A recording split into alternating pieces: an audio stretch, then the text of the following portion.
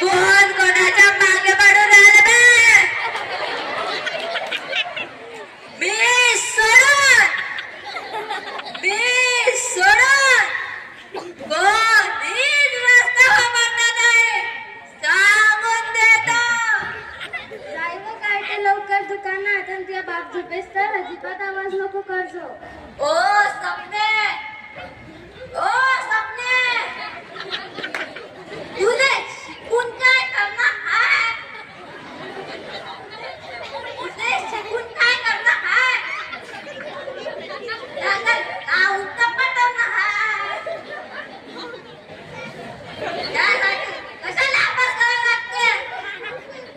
चालले आम्ही दुकानात. हाऊ जाय लवकर. शाळेतला अभ्यास शाळेतच करून घेतलाय. जाऊ दे तशा बी माया वया कोऱ्यात आहे. शिकीन मी ते जमीन ते.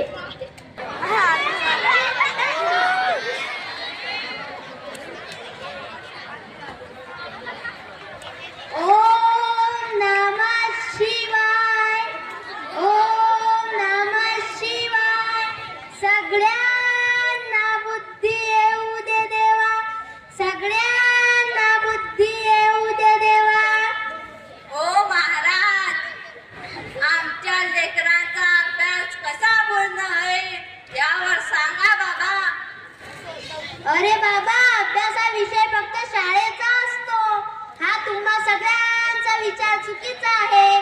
पहिले तुमचा विचार बदलवा आणि विद्यार्थ्यांवर घरीही लक्ष देत चला. पण बाबा, तुम्ही काही तर चमत्कार दाखवा महाराज. तुम्हाला लेकरांच्या अभ्यासात चमत्कार पाहिजे असेल तर 7 वचन पूर्ण करावे लागतील. सांगा बाबा, आम्ही 7ही वचन पूर्ण करू. वचन क्रमांक पहिला, लेकरांना शाळेतून आल्यावर शाळेचे नेहमी विचारावे. वचन क्रमांक दुसरा, तुमचे ताण तुमचे टेन्शन हे लेकरांसमोर विसरून जावे. वचन क्रमांक तिसरा, लेकरं पहिले शब्द आई बाबा समोर शिकता, नंतर ते पुढे शाळेत शिकता हा मुद्दा नेहमी लक्षात ठेवावा.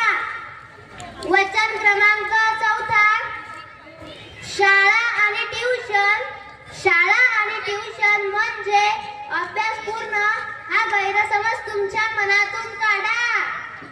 वचन क्रमांक पाचवा, घरच्या कामाने शिकवण देणे योग्य आहे, पण घरच्या कामाचं ओझं लेकरांवर टाकू नका.